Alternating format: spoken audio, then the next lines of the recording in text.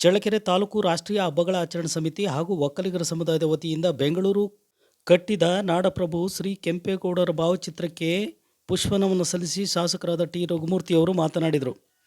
ದೇಶ ಕಂಡ ಅಪ್ರತಿಮ ದಕ್ಷ ಆಡಳಿತಗಾರ ನಾಡಪ್ರಭು ಶ್ರೀ ಕೆಂಪೇಗೌಡವರ ದೂರದೃಷ್ಟಿ ಅಪಾರವಾಗಿದ್ದು, ತಮ್ಮದೇ ಆದ ಕೊಡುಗೆಗಳನ್ನು ಕೊಟ್ಟ ಧೀಮಂತ ನಾಯಕ. ಕೆಂಪೇಗೌಡರು ಜಾತ್ಯತೀತ ಮನೋಭಾವವುಳ್ಳ ವ್ಯಕ್ತಿತ್ವ ಅವರಲ್ಲಿತ್ತು. ಅವರ ಆದರ್ಶಗಳು ನಮಗೆಲ್ಲ ಸ್ಫೂರ್ತಿ ನೀಡುತ್ತಿವೆ. ಬೆಂಗಳೂರು ನಗರದಲ್ಲಿ ಎಲ್ಲ ಸಮುದಾಯದವರು ಸಹಬಾಳ್ವೆಯಿಂದ ಬದುಕನ್ನು ರೂಪಿಸಿ ಅವರವರ ಕಸುಬುಗಳಿಗೆ ತಕ್ಕಂತೆ ಪೇಟೆ, ಮಾರುಕಟ್ಟೆ, ಗುಡಿಗೋಪುರ, ಕೆರೆ, ಕಟ್ಟೆ ನಿರ್ಮಿಸಿ ಬೆಂಗಳೂರು ನಗರವನ್ನು ಮಾದರಿಯನ್ನಾಗಿ ಮಾಡಿದ್ದು ದೊಡ್ಡ ಸಾಧನೆ ಎಂದು ಹೇಳಿದರು. ಇದೇ ಸಂದರ್ಭದಲ್ಲಿ ಮಾತನಾಡಿದ ಶಾಸಕರು, ಕಳೆದ ಚುನಾವಣೆ ಸಂದರ್ಭದಲ್ಲಿ ಪರಶಂಪುರ ತಾಲೂಕು ಕೇಂದ್ರವನ್ನು ಮಾಡುವುದೇ ನನ್ನ ಮುಖ್ಯ ಗುರಿ ಎಂದು ಹೇಳಿದರು. ಈ ಜಯಂತಿ ಆಚರಣೆ ವೇಳೆ ಶಾಸಕರು ಪರಶಂಪುರ ತಾಲೂಕು ಕೇಂದ್ರ ಮಾಡದೆ ಹೋದರೆ ನಾನು ಮುಂದಿನ ವಿಧಾನಸಭಾ ಚುನಾವಣೆಗೆ ಸ್ಪರ್ಧೆ ಮಾಡುವುದಿಲ್ಲ ಎಂದು ಘಂಟಾಘೋಷವಾಗಿ ಹೇಳಿದರು. ಮುಂದಿನ ದಿನಗಳಲ್ಲಿ ಪರಶಂಪುರ ತಾಲೂಕು ಕೇಂದ್ರ ಮಾಡೇ ತೀರ್ತೀನಿ ಎಂದು ಭರವಸೆ ಕೊಟ್ಟರು.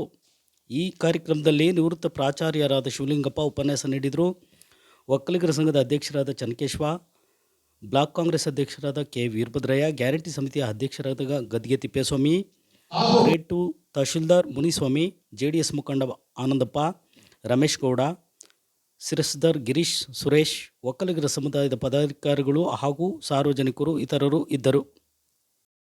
ನಾಡು ಮತ್ತು ಜನರ ಹಿತರಕ್ಷಣೆಗಾಗಿ ಕೋಟೆ ಮತ್ತು ಗುಡಿಗೋಪುರಗಳ ನಿರ್ಮಾಣದ ಜೊತೆಗೆ ನಗರ ಹಾಗೂ ಕೃಷಿ ನೀರಿನ ಸಂಪನ್ಮೂಲ ವ್ಯವಸ್ಥೆ ಹಾಗೂ ವಾಣಿಜ್ಯ ನಗರವಾಗಿ ಅಭಿವೃದ್ಧಿ ಮಾಡುತ್ತಾ ರಕ್ಷಣೆ ಮತ್ತು ಆಡಳಿತ ವ್ಯವಸ್ಥೆಯಿಂದ ಇಡೀ ನಾಡು ಶಾಂತಿ ಮತ್ತು ಸುಭಿಕ್ಷವಾಗಿರುವಂತೆ ಆಳ್ವಿಕೆ ಮಾಡಿದ ಜನಹಿತ ಕಾರ್ಯಗಳಿಂದ ಲೋಕಪ್ರಸಿದ್ಧಿಯಾದ ಮಾನವತಾವಾದಿ ಕೆಂಪೇಗೌಡ ನಾಡಪ್ರಭುಗಳು ಅಜರಾಮರಾಗಿದ್ದಾರೆ.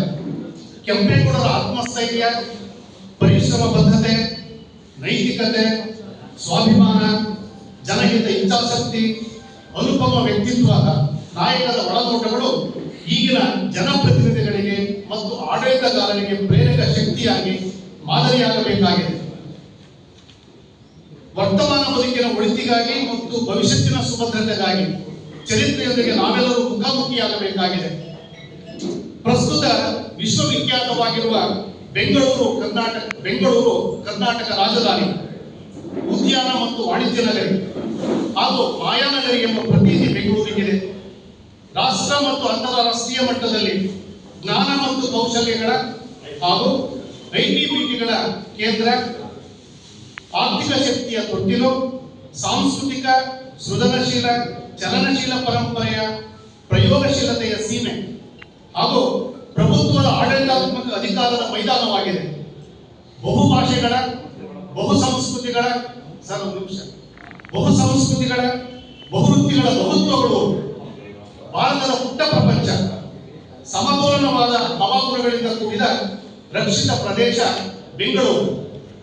ಜನಸಾಂದ್ರತೆಯ ಒತ್ತಡಗಳಿಂದ ಅಷ್ಟ ದಿಕ್ಕುಗಳಲ್ಲಿಯೂ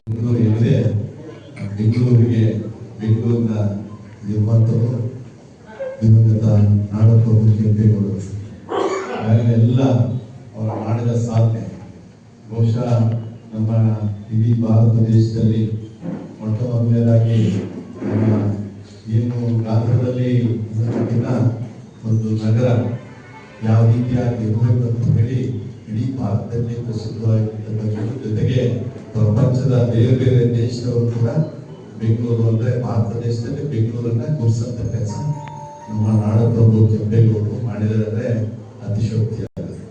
ಯಾಕಂದರೆ ಅವರ ಎಲ್ಲ ಯೋಜನೆಗಳು ಬಹಳಷ್ಟು ಜನ ರಾಜರು ಬಹಳಷ್ಟು ಜನ ಆಗೋಗಿದ್ದಾರೆ. ಆದರೆ ಅದರಲ್ಲಿ ಕೆಲವರೇ ಮಾತ್ರ ನಾವು ಅವರ ಕೆಲಸದಿಂದ ನಾವು ಅವ್ರನ್ನ ಗುರುಸಂತದ್ದು ನೆಲೆಸಿದ್ದೀವಿ. ಏನು ಬೆಂಗಳೂರು ಬಹುಶಃ ಈ ಭೂಮಿ ಏನು ಎಲ್ಲಿವರೆಗೆ ಇರ್ತದೆ, ಈ ಕಲಿಗಾತೆ ನಾವು ವಾಸಿದ್ದೀವಿ, ಎಲ್ಲಿವರೆಗೆ ಇರ್ತದೆ ಅಲ್ಲಿವರೆಗೂ ಬೆಂಗಳೂರು ಇರ್ತದೆ. ಆ ಬೆಂಗಳೂರು ಎಲ್ಲಿವರೆಗೆ ಇರ್ತದೆ ಅವಾಗ ಕೆಂಪೇಗೌಡರು ಕೂಡ ಜೀವಂತವಾಗಿರ್ತಾರೆ. ಯಾಕಂದರೆ ಅವರು ಮಾಡಿದ ಸಾಧನೆ. ಹಾಗಾಗಿ ಅವರು ಯಾವಾಗ ಬಹಳಷ್ಟು ಯೋಜನಾಬದ್ಧವಾಗಿ ಯಾವ ರೀತಿಯಾಗಿ ಒಂದು ನಗರವನ್ನು ಸೃಷ್ಟಿ ಮಾಡಬೇಕು, ಯಾವ ರೀತಿಯಾಗಿ ಜನಸಾಮಾನ್ಯರ ಉಪಯೋಗ ಅಂತ ಕೆಲಸ ಮಾಡಬೇಕು, ಕೆರೆ ಕಟ್ಟೆಗಳಿರ್ಬೋದು, ಪ್ರದೇಶಗಳಿರ್ಬೋದು, ಜನಸಾಮಾನ್ಯರಿಗೆ ಯಾವ ಜನ ಯಾವ ಕಸು ಮಾಡ್ತಾರೆ ಆ ಪ್ರದೇಶಗಳ ಹೆಸರನ್ನು ಇಟ್ಟು ಅವರಿಗೆ ಉಪಯೋಗ ಮಾಡುವಂಥ ಕೆಲಸಗಳಿರ್ಬೋದು, ಅವರ ಎಲ್ಲ ಸಾಧನೆಗಳಲ್ಲಿ ನಾವು ನೋಡ್ಬೋದು. ಅಂತ ಕೆಂಪೇಗೌಡರ ಜಯಂತಿ ಇವತ್ತು ಆಚರಣೆ ಮಾಡ್ತಾರೆ. ಈಗಾಗಲೇ ಗದ್ದೆ ಸಂಘಟನೆ ಸುಮಾರು 46 ಜಯಂತಿಗಳನ್ನ ಸರ್ಕಾರ ವತಿಯಿಂದ ನಾವು ಮಾಡ್ತಾ ಇದ್ವಿ.